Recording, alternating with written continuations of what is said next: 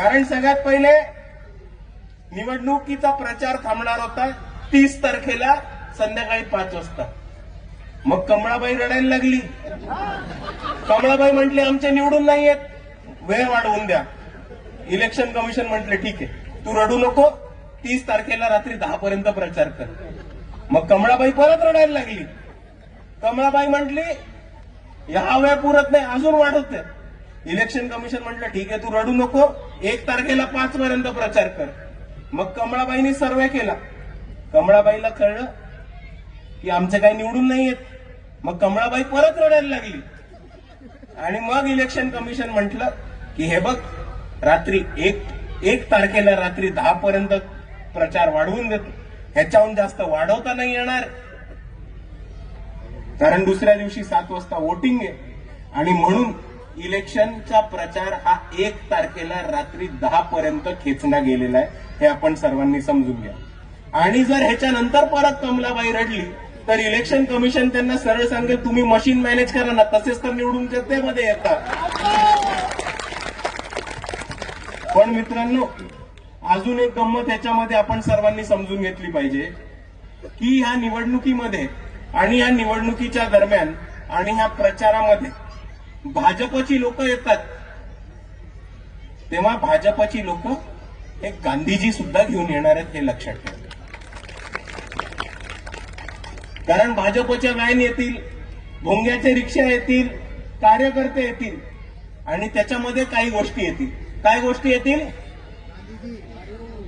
पाकिट, अजून काय, बाटली, आणि अजून काहीतरी येतं, काळ्या पिशवीत येतं. मग काळ्या पिशवीत घेऊन येतात.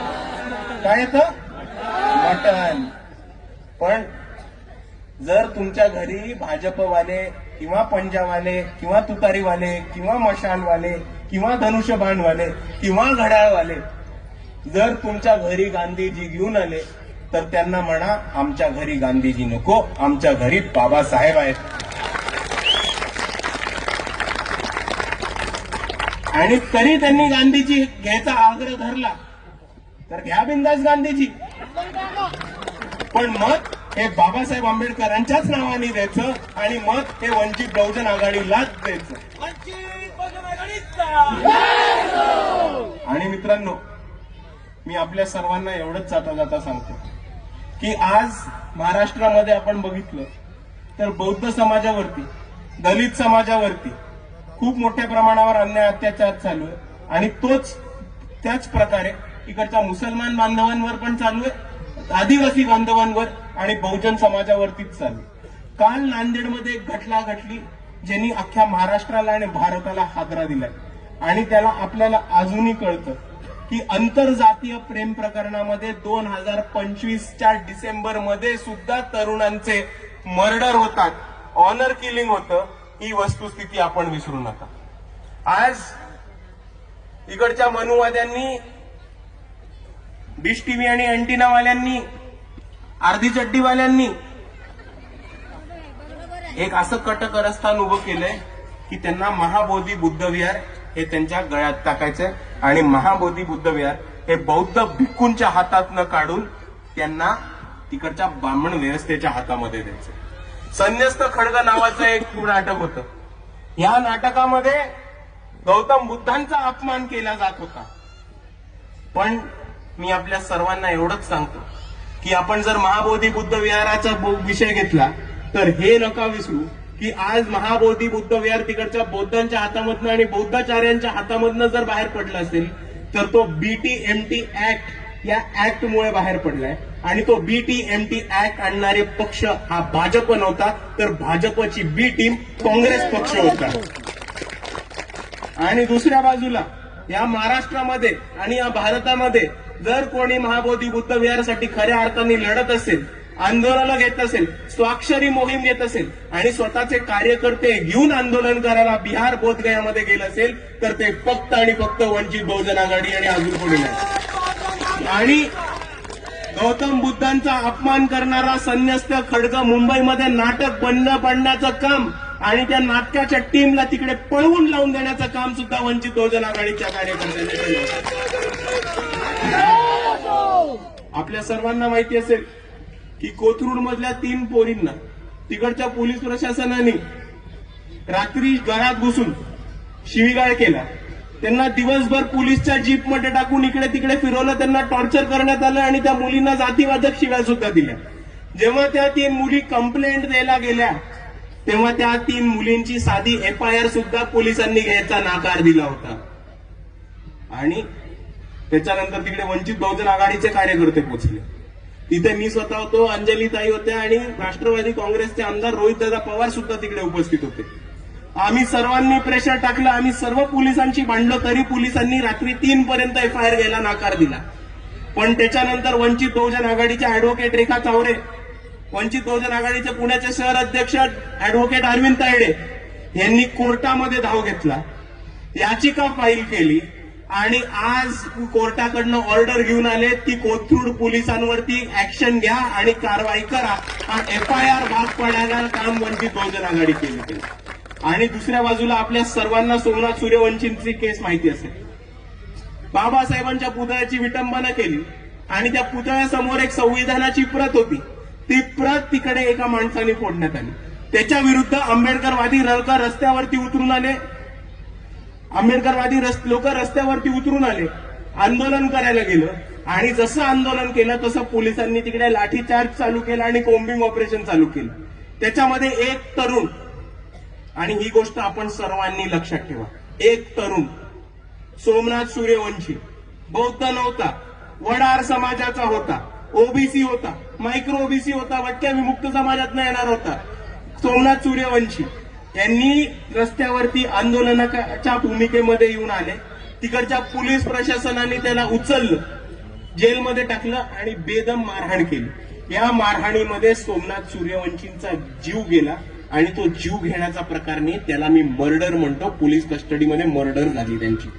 त्याच्यानंतर 2 दिवसानंतर आपलेच राज्याचे मुख्यमंत्री देवेंद्र फडणवीस येऊन सरकारमध्ये सांगतात, महाराष्ट्राच्या विधानसभेमध्ये सभागृहामध्ये उभं राहून सांगतात की सोमनाथ सूर्यवंशी हे हार्ट पेशंट होते आणि त्यांचा मृत्यू हा कार्डियाक अरेस्टमुळे झाला होता. वंचित बहुजन आघाडीच्या लोकांनी भूमिका घेतली. बाळासाहेब आंबेडकरांनी म्हटलं की देवेंद्र फडणवीस खोटं बोलतायत, सोमनाथ सूर्यवंशींची पोस्टमॉर्टम करा आणि ती पोस्टमॉर्टम ऑन कॅमेरा करा. ही भूमिका बाळासाहेब आंबेडकरांनी घेतली. परभणीचे पोलीस म्हणाले की आमच्याकडे फॅसिलिटी नाहीये, आमच्याकडे हायटेक लॅब अशी नाहीये ज्याच्यामध्ये आम्ही ऑन कॅमेरा पोस्टमॉर्टम करू शकू. आम्ही म्हटलं काही फरक नाही पडत, सोमनाथ सूर्यवंशींची बॉडी औरंगाबादला घेऊन जा आणि तिकडे पोस्टमॉर्टम करा. पण हे पोलीस प्रशासन इतकं हलकट नालायक निघालं की त्या पोलीस प्रशासनाने सोमनाथ सूर्यवंशींची बॉडी एका व्हॅनमध्ये टाकून परभणीवर फिरवण्याचा प्रयत्न केला आणि ती औरंगाबादला जाणारी बॉडी परत फिरवून परभणीला आणण्याचा प्रयत्न केला.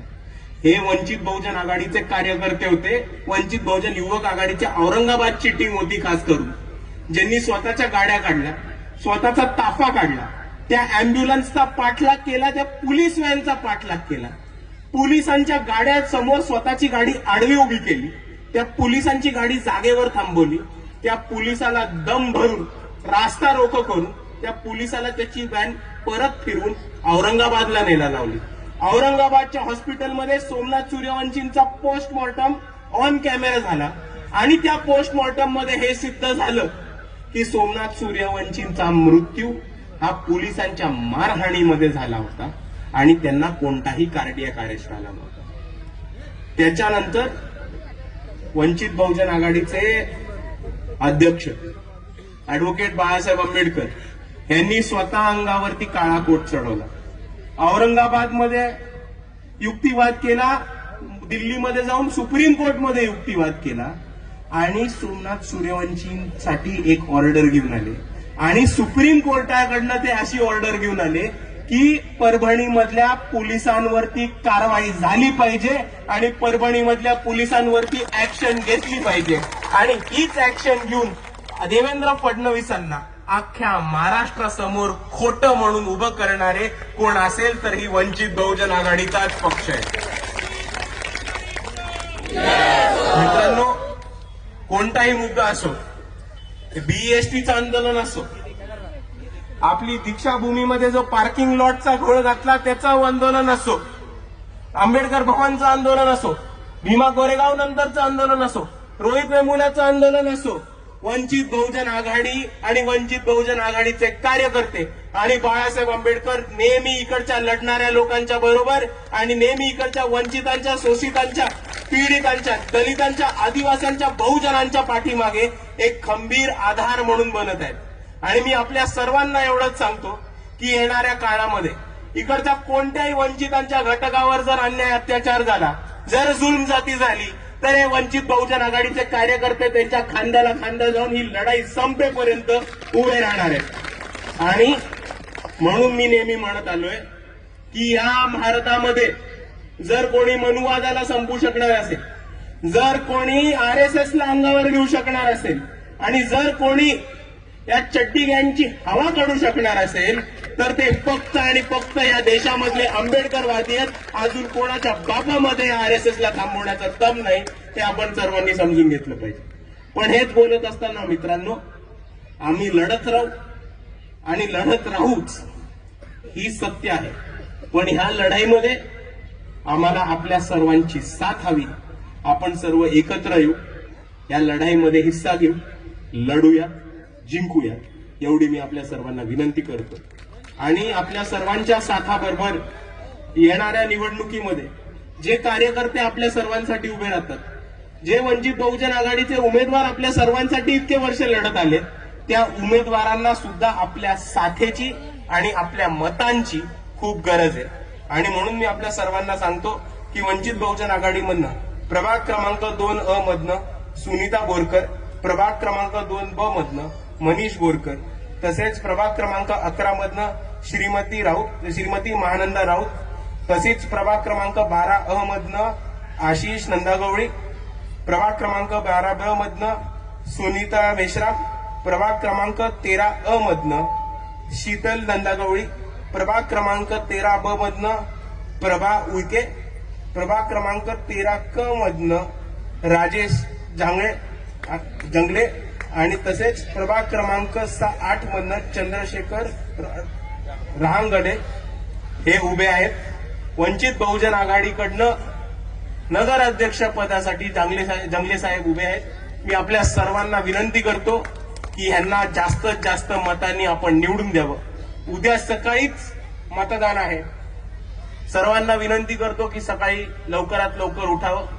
थंडीचा वेळ, उठल्या उठल्या एक मस्त चहा टाका आणि मग तयार होऊन कुठे जायचं? पोलिंग बूथवर. पोलिंग बूथ वरती गेल्यानंतर बटन कोणाचं दाबायचं? बटन कोणाचं दाबायचं? म्हणून मी म्हणतो, इस मनुवाद की छाती पर, आरएसएस की छाती पर, बीजेपी की छाती पर आएगा रे आएगा, आएगा रे आएगा. एवढं म्हणून मी माझे 2 शब्द थांबवतो.